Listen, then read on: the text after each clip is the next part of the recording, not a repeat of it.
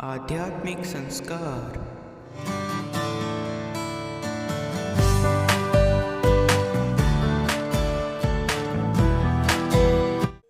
About Almighty Krishna's Bani.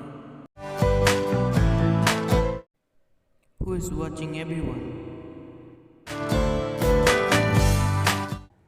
आध्यात्मिक संस्कार, आध्यात्म के ओर कदम। गीता ज्ञान।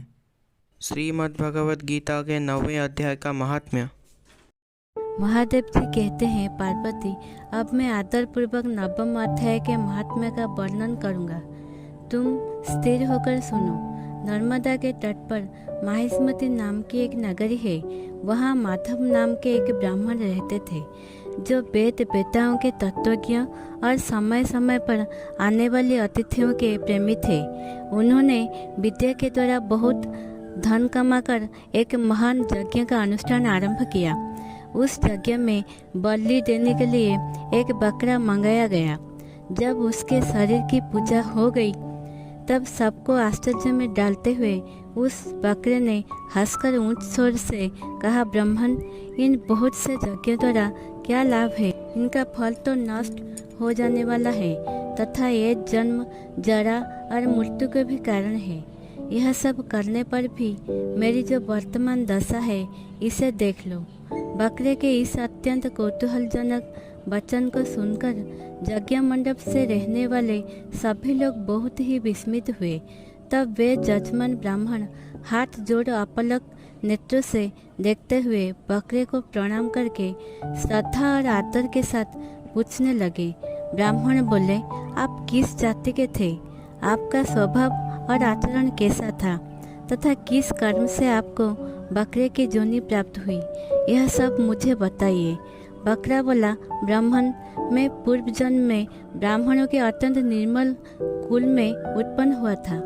समस्त यज्ञों का अनुष्ठान करने वाला और वेद वेदों में प्रवीण था।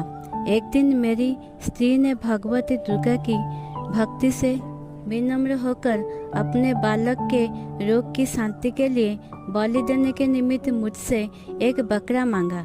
तत्पश्चात जब चंडिका के मंदिर में वह बकरा मारा जाने लगा, उस समय उसी की माता ने मुझे शाप दिया, ओ ब्राह्मण में नीच पापी, तू मेरे बच्चे का वध करना चाहता है, इसलिए तू भी बकरे की जोनी में जन्म लेगा। द्विजश्रेष्ठ, तब कालवश मृत्यु को प्राप्त होकर मैं बकरा हुआ।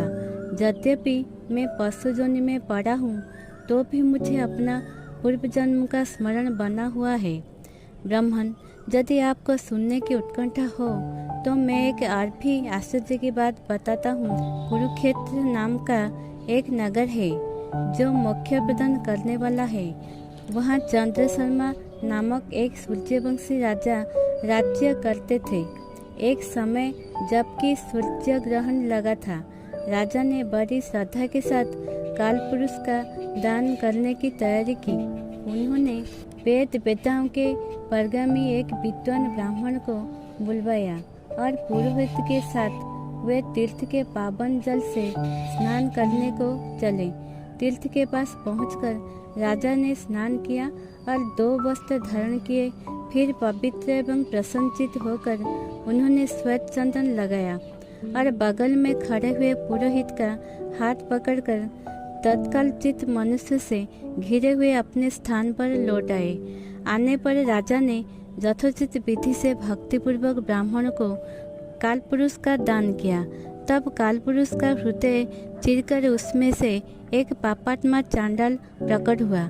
फिर थोड़ी देर के बाद निंदा भी चांडाल का रूप धारण करके कालपुरुष के शरीर से निकली और ब्राह्मण के पास आ गई। इस प्रकार चांडालों की वह जोड़ी आंखें लाल किए निकली और ब्राह्मण के शरीर में हठात प्रवेश करने लगी।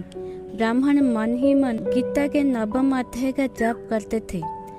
राजा चुपचाप यह सब कौतुक देखने लगे। ब्राह्मण के अंतःकरण में भगवान गोविंद शयन करते थे।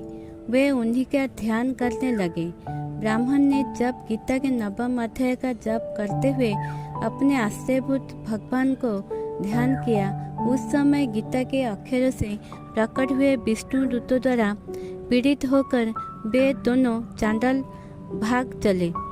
उनका उद्योग निष्फल हो गया। इस प्रकार इस घटना को प्रत्यक्ष देखकर राजा के नेत्र आश्चर्य से चकित हो उठे। उन्होंने ब्राह्मण से पूछा, प्रियवर, इस महाभयंकर आपत्ति को आपने कैसे पार किया? आप किस मंत्र का जप तथा किस देवता का स्मरण कर रहे थे? वह शांत कैसे हो गए? यह सब मुझे बतलाइए। ब्राह्मण ने कहा, राजन, चांडाल का रूप धारण करके भयंकर पाप ही प्रकट हुआ था तथा वह स्त्री निंदा की साक्षात मूर्ति थी। मैं इन दोनों को ऐसा ही समझता हूँ। उस समय मैं गीता के 9वें अध्याय का मंत्रों को माला जपता था। उसी का महात्म्य, उसी के प्रभाव से प्रतिग्रह जनित आपत्तियों के पार हो सका हूँ। यह सुनकर राजा ने उसी ब्राह्मण से गीता के 9वें अध्याय का अभ्यास किया। फिर वे दोनों ही परम शांति को प्राप्त हो गई। यह कथा सुनाकर ब्राह्मण ने बकरे के बंधन से मुक्त कर दिया और गीता के 9वें अध्याय के अभ्यास से परम गति को प्राप्त किया। ऐसे ही नए वीडियो जानने के लिए हमारे साथ जुड़े रहने के लिए सब्सक्राइब कीजिए हमारे चैनल आध्यात्मिक संस्कार को। और अगर वीडियो बहुत अच्छा लगा है तो लाइक कीजिए हमारे चैनल को।